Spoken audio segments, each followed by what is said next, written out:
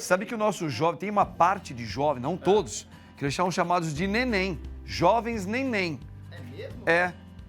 Já já você vai entender direitinho. Sabe por quê? Porque o padre preparou esse VT aqui, ó, para os nossos amigos entender o assunto do jovens neném. Olha isso aí.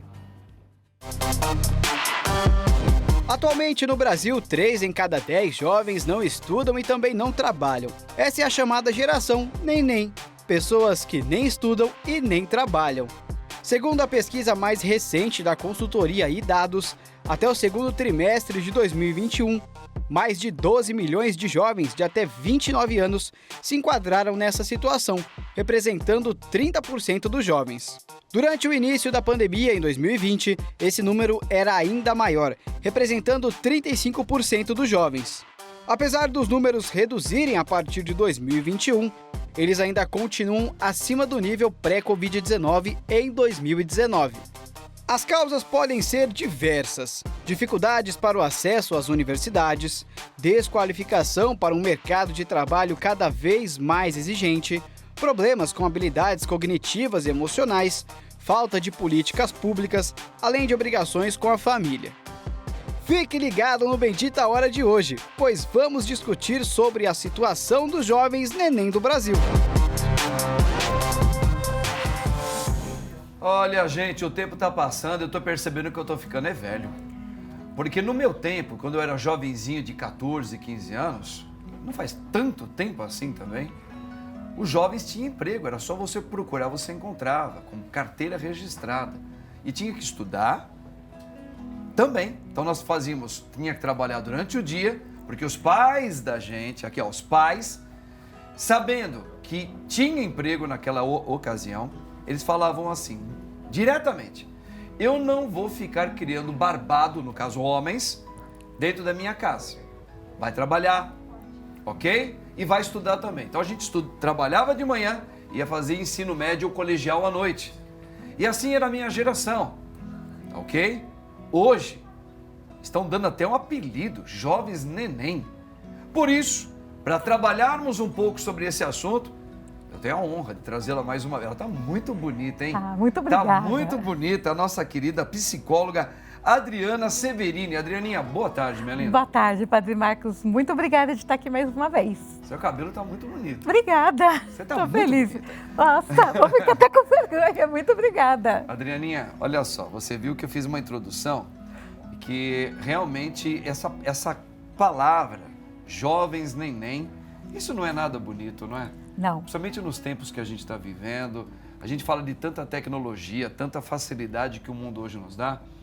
E a gente vê hoje, por exemplo, o nosso país, que infelizmente parece que fechou as portas também, contribuindo para que os jovens ficassem em casa e tivessem maus costumes, né? É. Porque, como é que você vê tudo isso? Assim, eu acho que é uma conjunção de vários fatores, igual foi colocando, tanto da nossa política econômica, daquilo que foi acontecendo, da falta de emprego formal, já tem aquilo de, eu quero um estagiário com experiência, mas essa já é a pessoa que está estudando. E também tem a criação, que daí eu pego que foi a minha geração, que foi criando esse jovem que está aí, que foi criando de uma forma mais aberta. Ao invés de ser mãe, eu sempre me coloco às vezes como amiga do meu filho e não como mãe. Então é importante ressaltar que mãe e pai são mais importantes do que amigos. Você tem que compreender, conversar, estar do lado, mas é importante você cobrar também. Então, você já está introduzindo aqui uma fala que a participação, os pais têm uma parcela grande, da gente está vendo assim uma grande quantidade de jovens que estão recebendo esse apelido de jovens neném, porque os pais têm uma parcela grave nisso aí também. Tem, é uma responsabilidade muito grande, porque a adolescência, quando você está ali com seus 14, 15 anos, e depois você vai um pouquinho, 17, 18, alguns precisam escolher que faculdade que eu quero fazer. Sim. Aí os pais têm aquilo, e quando tem uma condição financeira um pouco melhor, não, pensa, vai viajar, escolhe. Então, eles querem dar um conforto melhor para o filho escolher aquilo que ele quer fazer na carreira. Só que aquilo acaba deixando o jovem mais acomodado. E quando a pessoa não tem uma condição financeira para propiciar essa possibilidade de viajar, os pais acabam deixando... Não, fica aqui em casa um pouco, porque eu tenho condição de continuar mantendo a família. Então, até você resolver o que você quer fazer, o que você vai trabalhar, vai ficando aqui em casa. Porque, afinal de contas, você vai ganhar só um salário mínimo, não vai ajudar muita coisa. Às vezes, meio salário mínimo para trabalhar 4 horas, não vai ajudar muita coisa. Então, vai deixando o filho em casa com a ideia de super proteger para que ele começa o emprego, não gosta e sai. Mas, às vezes, é melhor ele ir testando trabalhos que ele não gosta e tentando alguma coisa do que ele ficar em casa e se poupando das coisas. Você vê como que já temos aí uma mudança muito grande. A gente não pode ficar só culpando o sistema governamental de um nosso país. Nós estamos vendo hoje uma cultura de pais dentro da modernidade do século XXI que estão contribuindo muito para que essa falta de iniciativas dos jovens, de trabalho, de esforço, de saber o que é o sacrifício, de valorizar o pouco dinheiro que tem. Porque mesmo que os pais hoje tenham maiores condições, entre aspas, nem todos têm, né?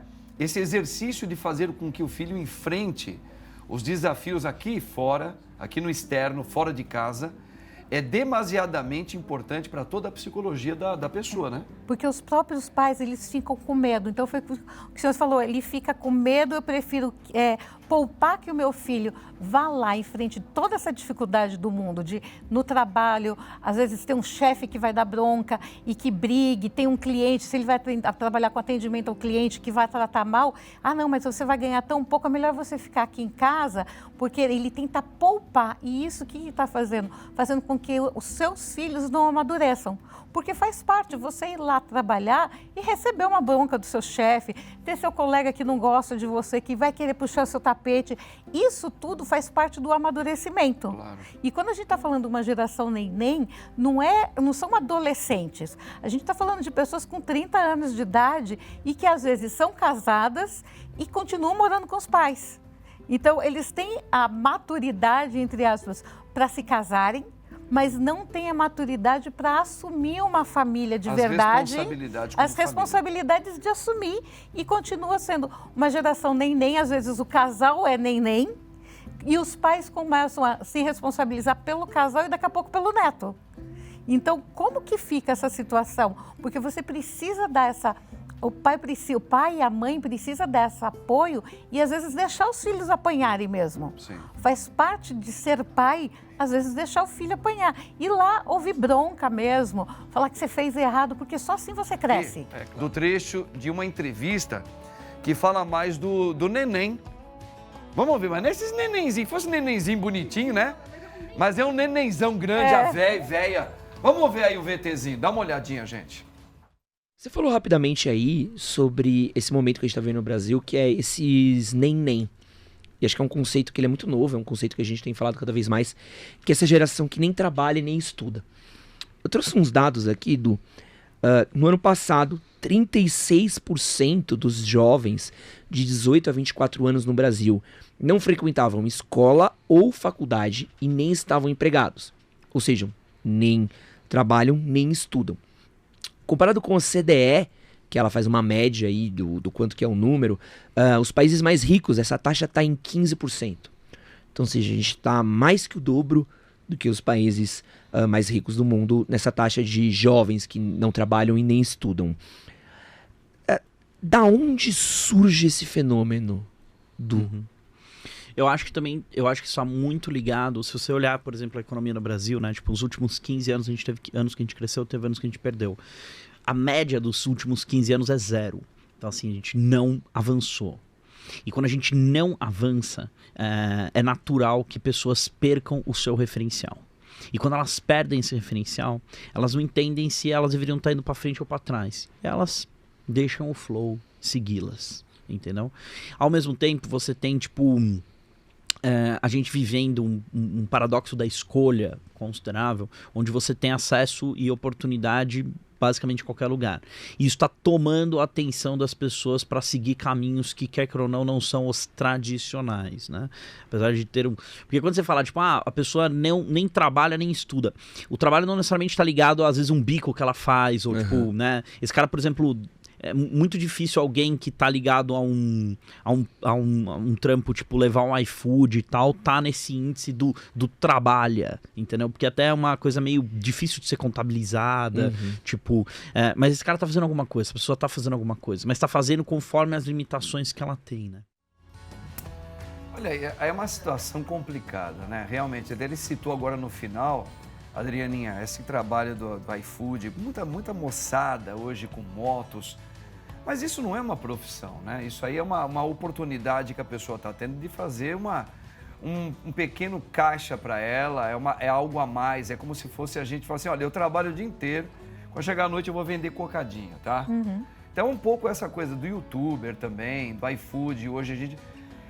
os jovens hoje também estão tendo essa dificuldade, né? A gente percebe que também tem essa parcela do país que não contribui muito com o emprego. A gente está cada vez mais... E vai ficar cada vez mais escasso. Vai. Né? Porque hoje as profissões mudaram. Né? Hoje as pessoas estão dentro de uma nova multiforma de viver e sobreviver economicamente. Como é que a gente pode lidar com essas coisas? Porque assim, eu não considero esse pessoal que tem essa diferença, esse trabalho diferente, que não tem uma carteira registrada, como nem. Ele está correndo atrás do dinheiro dele, do trabalho dele de uma outra forma. É a mesma coisa aquelas pessoas que acordam super cedo para estar 4h30, 5 horas da manhã com a barraquinha dela ali na frente das obras. Tem muita gente em frente de obra, em frente de metrô. Aquilo ali é um trabalho super legal. Não é um nem, ele dá duro pra caramba. Nem é aquele que não trabalha, não tem nenhuma atividade remunerada e nem estuda. É aquela... E nem quer, exatamente o que o Rodolfo falou, nem quer. Ele fica lá em casa esperando vir uma inspiração divina para ele começar a fazer alguma coisa. E não vem, porque assim, eu acho que a gente encontra inspiração e às vezes culpa até Deus. Porque, eu não sei, Deus não me deu uma luz, mas ele não vai atrás, porque eu acho que Deus age através das pessoas. Agora sim, é impressão nossa, ou minha, aqui numa grande metrópole como de São Paulo, a gente, quando vai num shopping, durante a semana, você pode ir durante o dia, o que eu vejo de pessoas e jovens gastando, comendo... Meu Deus, na nossa época era tão difícil você comprar um chocolate, tá certo que era outra época, mas a gente fala, esses jovens trabalham, o que eles estão fazendo aqui?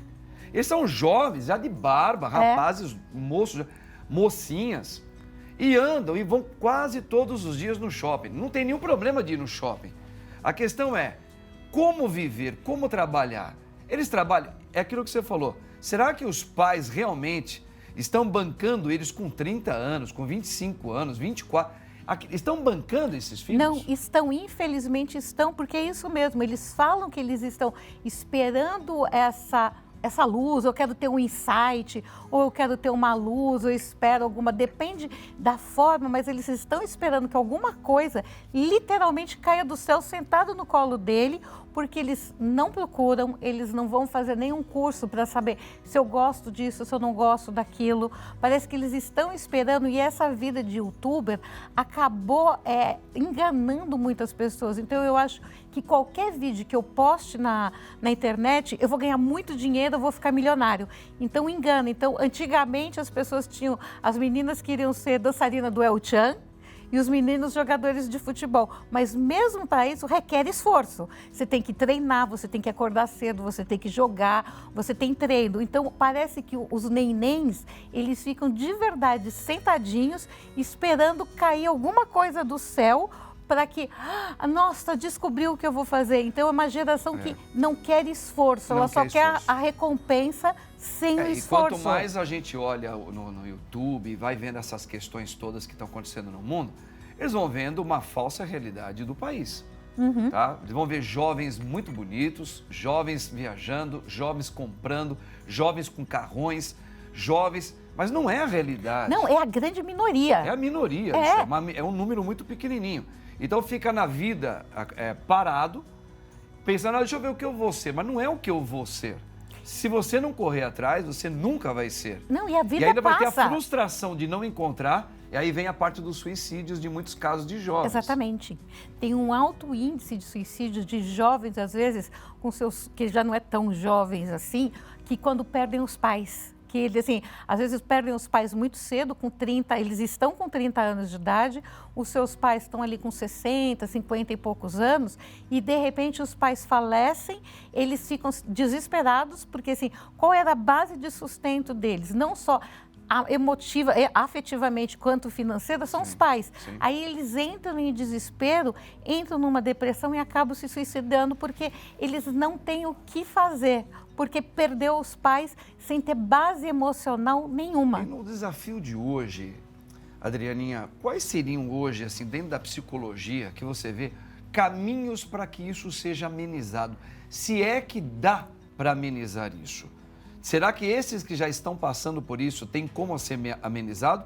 Ou você tem que começar com as famílias que ainda preparam filhos? Acho que dos dois lados. É a versão tanto quanto com a família que está preparando com os jovenzinhos, os mais novos, as crianças, fazer todo esse preparo que você precisa trabalhar e não é um luxo, você já precisa ser alguma coisa e que você não precisa ficar preocupado, porque carreira a gente muda. Eu tive 3 carreiras, eu estou na minha 3ª. Então, fui professora, diretora de RH, trabalhei em RH e agora eu sou psicóloga clínica. Então, assim, você pode mudar. Então, não é algo fixo que você vai morrer fazendo aquilo para sempre. Mas você precisa começar alguma coisa. E os que estão como neném, os pais precisam dar esse suporte. Às vezes, o suporte é dar um empurrão com força para, olha, acabou o dinheiro, eu te dou casa, comida, roupa lavada, mas dinheiro para balada, dinheiro para sair é por sua conta. Perfeito. Não importa o que você vai fazer, você vai trabalhar com telemarketing, você vai procurar um emprego, porque telemarketing é um caminho fácil de você entrar, é um trabalho muito difícil, porque você ouve reclamação, mas não precisa de experiência. Então é tirar o bumbumzinho da cadeira e fazer andar. E os pais, o importante, os pais não darem mais dinheiro para sair, para comprar roupa, por mais que assim, façam chantagem sentimental, briguem, não queiram mais falar. Não, segura o dinheiro, dá o dinheiro para o básico. Casa, comida e roupa lavada. Perfeitamente. Adrianinha, você sabe que o nosso tempo é tão curtinho aqui, que pena, que dá uma vontade padre. até de chorar. Somente quando eu estou começando a aquecer junto com você aqui. Já estava, né? não vale. Tá super legal, né? Eu agradeço muito sua participação. Eu que agradeço. E nós vamos dar sequência a esses assuntos e outros nas próximas vezes, se Deus quiser. Combinado. Você é maravilhosa, Muito viu? obrigada pelo convite.